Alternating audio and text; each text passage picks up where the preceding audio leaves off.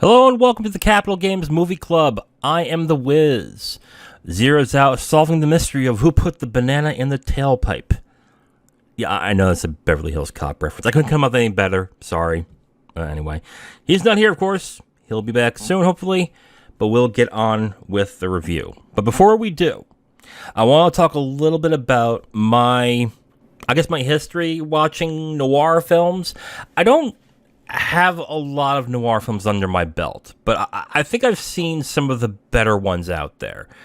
In a Lonely Place, Sunset Boulevard, Maltese Falcon, Double Indemnity, even some recent ones. Apparently Memento counts. Not so sure of that, but yeah. I do like the if Dark City counts. That's great too. That's a great movie. But yeah, I do like noir films. Does Night of the Hunter count? I'm not sure. But I will say I think the best noir film I've seen is The Third Man with Cal Reed and Orson Welles. That was a fantastic movie, and that's I think what got me into watching more noir as time goes on. So I definitely like the genre. I just haven't seen a lot of noir, especially the best ones. I haven't seen a lot of them yet. But it's definitely something I want to dive into more. So when I dove into Touch of Evil, which is the movie we're watching today, it's a 1958 noir crime movie starring Charlton Heston, Orson Welles, and Janet Leigh. I was excited because I kept hearing great things about this movie. I'm aware of the beginning scene, which is a constantly shot scene from when a bomb gets placed into a car until its eventual explosion. It's a very good scene, especially in the movie as well. So I was looking forward to seeing the whole movie from that point. But I also was clued into some things about this movie that are dated, and I'll get into that. But I definitely wanted to give this movie a shot for a while, and I'm glad I did. So why don't we get into it? Touch of Evil stars Charlton Heston, Orson Welles, and Janet Leigh in the primary roles.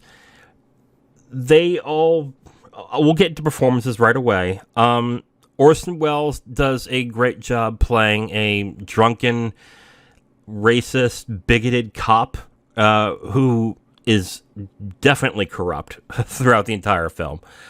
They waste no problem showing that in the film as well, and just to show how much of a beaten, disheveled man he is to a certain extent. He's drunk, he's bigoted, he has a whole bunch of physical ailments, and Orson Welles plays him very well throughout the entire film. And I think his performance is the performance of the movie. When he's on screen, the movie plays really well, and it is definitely interesting to watch him do his thing, even though you are to detest this character. But Orson Welles does a really good job playing this character. Janet Leigh, who is the wife of, I would say, the main character, it would be Susan Vargas, is the character she plays. She's not given much in this movie, but she does a good job. She's the love interest, and eventually she goes another direction that's common in noir films, but she does a good job with what she has, and that's about really it with her, unfortunately. A good performance. Not much to say about that. Now, the problem I'm going to have is Charlton Heston. Okay. Charlton Heston, for what he can do, does an okay job. Now, if you don't remember Charlton Heston was the main principal actor in Planet of the Apes. The reason why I'm mentioning this is because Charlton Heston is white. And the main character of the movie is Miguel Vargas, who is a Mexican police detective played by Charlton Heston. Okay? And a part of me thanks God that Charlton Heston did not even attempt to have a Mexican or Spanish accent, because, oh my God, that would have been awful. That would have been so bad to deal with. However, okay, with that being said, seeing Charlton Heston basically painted brown with a with a mustache and just sounding like Charlton Heston, having you believe he's Mexican was really distracting in this movie. And I know when watching old movies, they are pictures of their time, and they do things that not great by today's standards. And for the most part, I don't have any problem watching movies that have these types of issues. Like, I like Breakfast at Tiffany's, but even I can recognize the character in that movie that is quote-unquote problematic. It's not a great character and not really that funny, but it's such a small part of the movie where I can just look at them going, I don't care. Whatever. No big deal. When it's the main character of the film, however, that's a problem. And that was a big distraction in this movie for me. This was at any time where he would have to speak Spanish to another Spanish-speaking person or another Mexican, it just compounded further how badly casted this was. Like, this is badly casted. At no point do you buy that Charlton Heston is a Mexican detective. At no point. And that's the other thing that I found really odd about this movie, okay? So the main character is a Mexican detective, okay? Played by a white guy, and I'm guessing brown shoe polish. Yet every other Mexican or every other Spanish-speaking person, I'm pretty sure they're Mexican because it's set in Mexico, but anyway, every other Spanish-speaking person in this movie is played by Spanish-speaking people. And that's good, except they're all the crime people. They're the bad guys. They're the ne'er-do-wells, the people that you're supposed to be afraid of. So the hero, who is a Mexican detective, is played by a white guy. But the villains, they had no problem casting other Mexicans? That was I gotta be honest. Again, I'm not one that gets bothered by this stuff too much. I usually am able to compartmentalize and go, all right, it's just the time, whatever. But it did bother me a bit in this. Like, it bothered, not even a bit, it bothered me a good amount when I was watching this movie, where I'm sitting here watching the movie, and it's a good story, but I just can't get over the fact that the one good Mexican in the entire movie is played by a white guy in brown shoe polish, and it's Charlton Heston. I couldn't get over it. And when he's the main character of the movie, that is hard to deal with. And I had a seriously hard time going through the movie, watching Charlton Heston do his, I'm a Mexican, I'm like, oh my Lord, holy crap. So I just sat there hoping that Orson Welles or Janet Leigh would come back on the screen, because it was really hard to square that performance up in that. I think it's such a distraction that it detracts from the film in a major way. So much so that a part of me hopes they remake this movie and do what Steven Spielberg did. Okay, let me preface. I'll say this as well. Okay, off to a tangent a bit. I watched and reviewed West Side Story, the remake that Steven Spielberg did in 2021. And I came away from it going, at first before I watched it, I was like, this is so unnecessary. West Side Story is great. Yeah, okay, there's only one Puerto Rican in it. I get that. But did it really need to be remade? And I came out of West Side Story going, you know what? That's a good movie. And that's a different interpretation of West Side Story that I have no problem recommending and enjoying too. I didn't go all the way and say I prefer it over the original. I But what I did say was basically Spielberg's is a more cinematic version, whereas the original is more true to the theater. So there's just two different styles of that type of movie. So that's an off tangent. That's how normally, like when they remake movies, I'm kind of like, is that necessary? I think if they remade Touch of Evil today, I think it would be a very good thing. Like, have Russell Crowe be Orson Welles' character, and have a Spanish-speaking actor play Mike Vargas in this, and just do the movie again. If they did that, I would have zero problem with it, because Charlton Heston as this character is so damn distracting that I couldn't get over watching the film and watching him, in all honesty, doing a very bad job playing this character.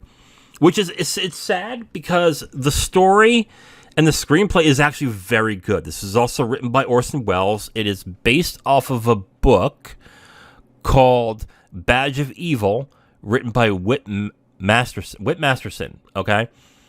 And the way it's written and the way it's shot, like, I'll stay with the way it's written. The way it's written is very good.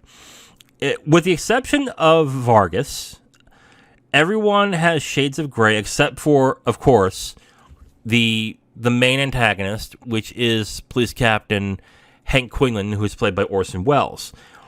And it is clear throughout the entire movie, you're meant to not like Quinlan. You're meant to basically, you are to know that he is a crooked cop and something needs to be done about him. But the movie has enough turns and twists and enough gray to really make you question whether justice will happen in this movie. With those, in that specific sense, the writing is very good. And I think the characters are written very well as well in this. The story is engaging. There's some pretty good characters for a 50s noir. It's really, aside from the major gripe I have, it is an interesting and a very good film noir. The direction is also very good. The way that Orson Welles shoots the scenes in this movie, uses the camera techniques and tilts that he does, and has a lot of outside framing in the film to signify when people are getting shadowed, or when people are having conversations in the background and their importance. They're shot very well in this. I think as a director, I still prefer Citizen Kane when it comes to his directing style, but this is actually very good, and he does a pretty good job pulling the full film forward throughout. I'm sitting here, and I thought about this last night too. I'm recording this late. I usually record this on a Thursday. It's Friday, so I've had an extra day to sit on this and think about the movie. I think without Charlton Heston's performance, I would have really liked this movie, but I also understand to a certain extent why people celebrate these classics, because without something like Touch of Evil, you wouldn't get other classic noirs from like the 60s, 70s, 80s, and 90s. Like, you wouldn't have the possibility of having a Hank Quinlan in another type of movie if this didn't work so well. And it does work. The fact that people still praise this movie to a certain extent as one of the greats, either I'm becoming much more sensitive about this stuff than I'm realizing, or I think a lot of people are excusing how bad the performance of Charlton Heston is in this movie. Like, it is super distracting in this. Normally, I can compartmentalize and just say, okay, different times, can't think about it that way, just move on. And normally I'm able to. But for some reason in this movie, I just couldn't. I couldn't sit through the entire movie and listening to Charlton Heston play a Mexican detective and not be like, what's going on here? What are we doing? So, yeah, Comment on the comment section if you want to excoriate me for it. That's fine. But yeah, I I just can't. I can't give it high praise. I think that performance is so bad, and it's so damn distracting. Okay, so why don't we get into spoilers? If you haven't seen the movie yet, you should stop right now, come back when you're ready, and we will discuss the spoilers of Touch of Evil in 5, 4, 3, 2, 1. Like I mentioned in the beginning of the podcast, the beginning sequence when it comes to the thing that starts up the movie, which is that a person's car gets bombed crossing the Mexican border. It starts off pretty interesting in that aspect. And with the way that that sequence is shot, it really is a really well done scene. And I understand why a lot of people praise that scene specifically, because it is so well shot and it is done so well with the timing and the acting that I understand why so many people love that specific sequence. It's great. There are some examples that I have when it comes to Mike Vargas and Charlton Heston's performance in this. And it mainly is two things. One, it's when he gets pointed out that he's a Mexican and he's for his country people and he's trying to help his own people.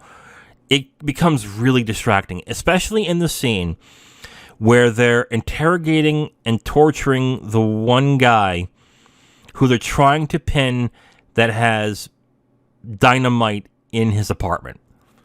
Like, that scene just felt really odd because, one, you had to listen to Charlton Heston speak Spanish, and he's not good at it at all. It is really, really distracting. It is like, oh, like, I'm not a fluent Spanish speaker by any means, but even I can recognize, like, ooh, that's not, oh no, that you're not comfortable with that language, are you? Oh no. So there's that problem in that scene as well. God, there's so, like, with Mike Vargas and Charlton Heston specifically, there's so many problems. Like, there really is. Again, Charlton Heston doesn't even try to sound Mexican, which I want to thank him for it to a certain extent, but I also have to point out how little effort he put into this performance. I know for a fact if he tried to act like a Spanish-speaking Mexican person, it would sound terrible, but but on the other hand, I can't excuse it. It's just so bad. It's so bad. But let's get into, like, more of the positive stuff. Let's get into Quinlan, which is played by Orson Welles. This is a great character. This is a character that, if they just focus the entire movie on him and his corrupt investigation style, I think would have been maybe not as good as a movie, maybe not a classic, but I think it would have been an interesting movie to dive into. Welles plays him really well, and he plays him as not as detestable as you think he is. Like, you want to at certain points, I wanted to believe that he would show the good cop in him, but the movie doesn't allow that to a certain extent because they want Vargas to be the good cop and they want him to be the bad cop and the drama to be centered around that, which I understood. It is an interesting juxtaposition to watch Welles kill it in his performance and watch Heston just completely demolish his character. That I just couldn't honestly sit through. Well, I sat through the entire film just fine, but it was just really hard to find myself rooting for Vargas when it means I have to watch Heston play Vargas. It's awful. It's absolutely terrible. And then I mentioned it in the non-spoiler review. If you have Mexican actors playing actual Mexicans in the movie that are in the crime area. I don't understand if you can get Mexicans to play those roles, why you couldn't find a good Mexican actor to play Vargas. I don't understand that. Like, I wouldn't say I would almost excuse it if all the Mexicans were played by white people in shoe polish. Maybe I would, because maybe then I could be like, okay, I guess it's part of the time, whatever, okay. But it just makes the Heston Vargas thing much more distracting. Much more. And yeah, I said it in the non-spoiler review. This is not something that usually bothers me, but in this movie specifically, I just couldn't get past it. So, and it's going to affect the review.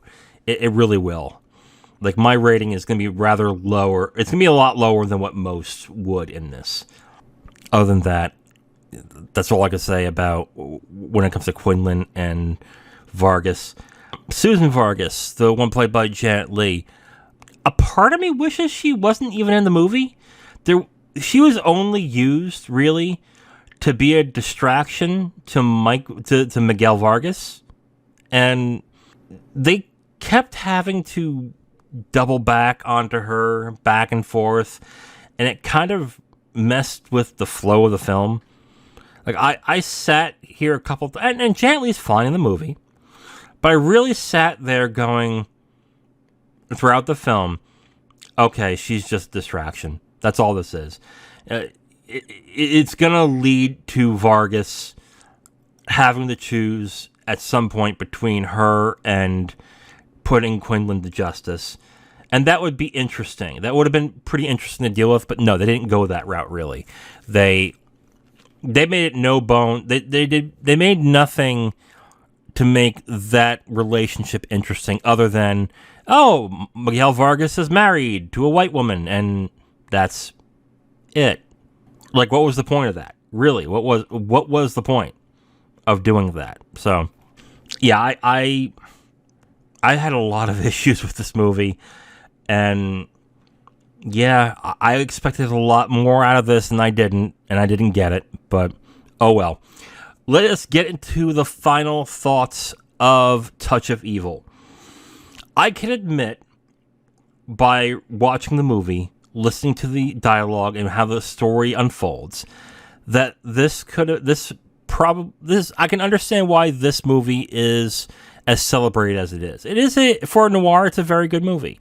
However, and I firmly believe that in order to films to continue to be great, they have to age gracefully as well. That's why something like Casablanca still is great, because it has that really good dialogue in it, and why movies like Barry Lyndon is really good, and 2001, and I can go on with a bunch of others that are really good movies that, despite how old they are, they still end up being very good no matter what time you watch them. Touch of Evil is not that. It really isn't. It is dated on one key aspect, and because the key aspect is dated on the main character that you have to follow throughout the entire film, it is a major distraction. It was a major distraction to me. And it turned what could have been, I would say, a 3.5, 4-star film to a 2.5. It was, and that's my rating. It's a 2.5 out of 5 of this. Very, not what I was expecting. I sat through the film being majorly disappointed because I wanted to enjoy it, but I kept getting distracted by Charlton Heston's performance. And even if Charlton Heston's performance wasn't of a Mexican cop, it wasn't that great of a performance either, so it made it doubly distracting.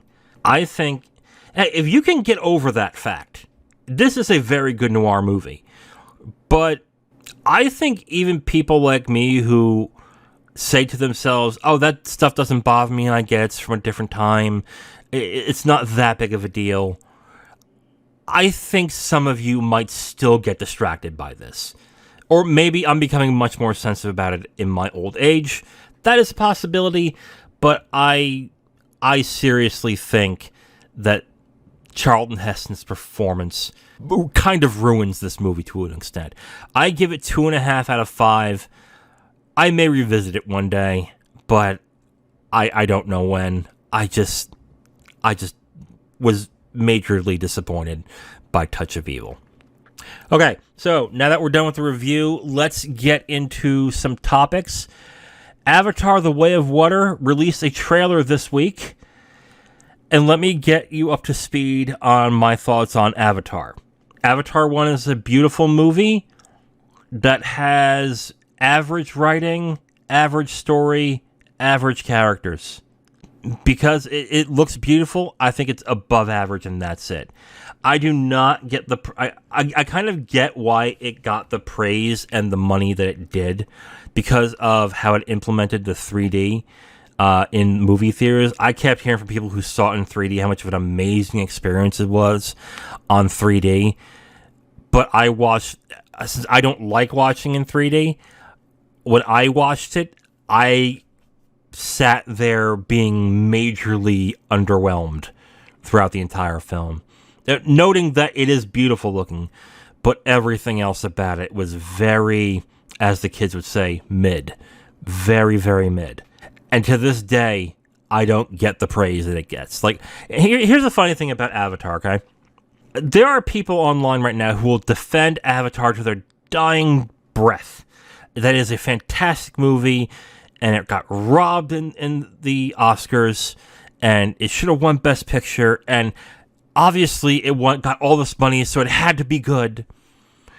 And I would just like to point out that no one said any of this when Avatar lost Best Picture. No one. When Avatar lost to The Hurt Locker that year, no one said a thing. People were like, yeah, okay. Yeah, I could see that. When James Cameron lost to Catherine Bigelow that year, people were like applauding. They're like, all right, the better director won that one. So the sudden uptick of people suddenly defending, whoa, Avatar is a great movie. Oh my God, how can you not think Avatar is a great movie? None of you were saying this until the sequel was starting to get released, when the trailer started going on. So I am firmly in the camp that not only do I think this movie is overrated, that I think people purposely overrate this film. And I think when Avatar 2 comes out, unless the movie is a stone cold top 10 of all time movie, you're going to have a lot of people watching this movie going, yeah, wait a minute. Well, this wasn't as good as I thought it was. And so I'll get into the trailer for Avatar 2. Again, looks beautiful. Looks gorgeous. Like the colors and the way the water moves and everything looks fantastic. I have zero interest in watching this movie. I really don't. And the main reason, and I will say this ad nauseum, the main reason is because James Cameron is not a good writer. He cannot write good dialogue. He can't. Like, even his most celebrated movies, like Titanic and Avatar, and I'll even say I think his best movie is Terminator 2. No one talks about the dialogue. No one talks about the characters. They talk about the visual effects. And in that case, Cameron is outstanding. As a director who deals mainly in visual effects, he is an outstanding director.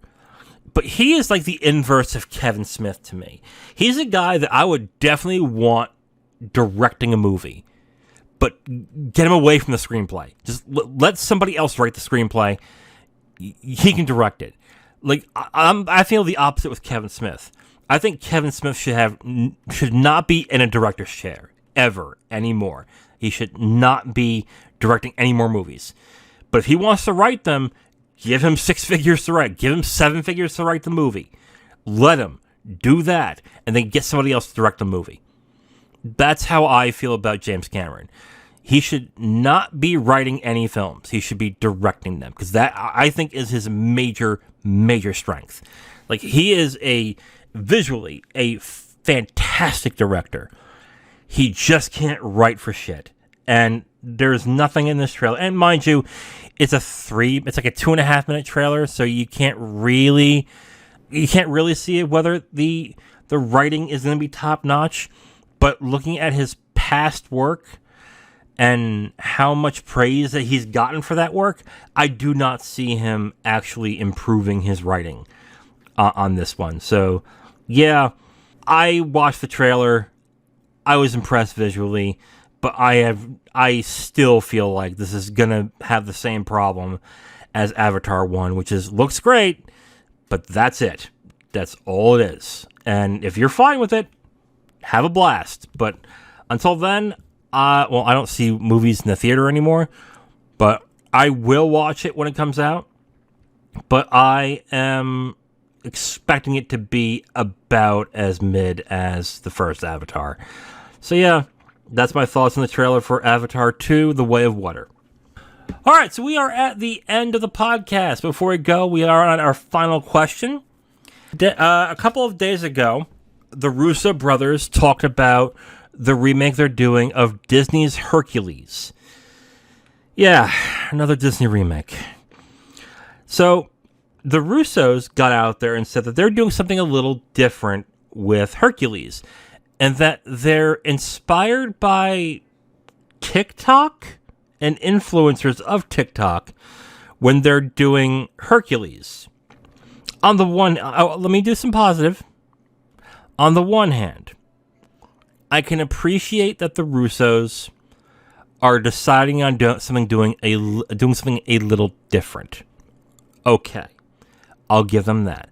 They could just do a 1-to-1 like they did with Pinocchio and Beauty and the Beast and Cinderella and not do anything different. And I guess it's good that they're going to change it up a little, because I'll be honest, I've never liked Disney's Hercules. I think it's one of their worst movies. I haven't seen all the Disney movies, but it really comes down there. Like, I think Hercules is probably one of the worst. It's not funny. It's not that enjoyable. The animation's fine, but the only thing that I liked about it was the soul singers that broke up the segments of the film. And James Woods was okay. Yeah, James Woods was okay. But other than that, I thought Hercules was a massive disappointment when I saw it, like, way back when.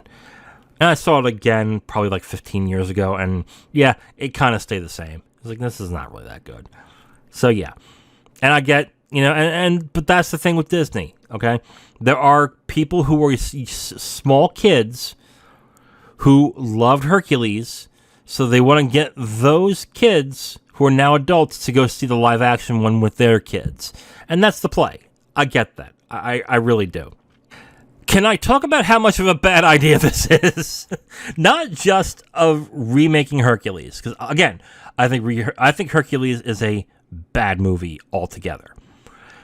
I also think that remaking the Disney animated films are just terrible ideas in themselves. Unless you're taking the less celebrated ones, maybe like Hercules, or I'm thinking like Sword in the Stone, or Pete's Dragon, or whatever, the Magic Cauldron, or the Black Cauldron, I think it's called. Jesus Christ, I forgot about that one. Or the Hunchback of Notre Dame, okay? Take those, okay? Remake them to make them better. But I heavily doubt that's what's happening here, okay? Because every remake that they've had has been inferior to the animated versions. They have been. And I'm getting... And I'm not the only one who thinks this. I'm getting really tired of hearing that, we're remaking another animated movie. I'm like, why? Why are you doing this? There's no reason for it. But they see dollar signs, and that's why they're doing it. And because of that, they're going to make it as milquetoast and as uninteresting as possible. And when Zero was here and we discussed the trailer for The Little Mermaid, we said the same thing. We have no faith in these movies being any good. And I feel the same way with Hercules. So, but when they say they're inspired by TikTok, what does that mean exactly? Does that mean that it's going to be set in the modern day where Hercules is an influencer? Is that what we're talking about? Or are they going to have odd, random dance-offs and lip-syncing throughout the entire movie? What is it exactly that they're saying here? What are they using from TikTok that they're going to use as an inspiration? I'm really curious as to what direction that they think they can go with on this. Because I'll be honest with you, I don't see any direction where this is going to be good. The Russos are fine directors. They directed Avengers and Avengers, I think it was Endgame and Infinity War is what they directed. So they can do big budget movies. That's not really the issue here. The issue is essentially going to be, what are they going to do to improve what was there? And my feeling is nothing. They're not going to do a damn thing. They're just going to remake it the way that it's always been remade and do nothing different of it. Maybe have some odd dance sequences or something along those lines. But that's it. I don't see anything else out of this. And as much as I want to give them the benefit of the doubt and say, oh, that could be interesting. One, I don't like the material that they're basing it on. And two, none of the other remakes have panned out very well. So color me, I do not think this is going to work. And it's fine that they're going to try something new. Good luck to them on that. But yeah, I'm not going to color me doubtful on this one. I think this is going to end up pretty bad, just like the rest of them have. All right, so we are at the end of the episode. But before we go, I'm going to talk about the next film we're going to watch for Noir November. Yeah, I was disappointed by Touch of Evil, but I've heard great things about this movie, so I want to give this a shot. And we're going to talk about Gilda, directed by Charles Vidor and starring Rita Hayworth. Again, another movie I've heard fantastic things about, and I cannot wait to see it. So we are going to watch Gilda starring Rita Hayworth for next week. Till then, I am The Wiz. This is the Capital Games Movie Club. Talk to you next time. Bye.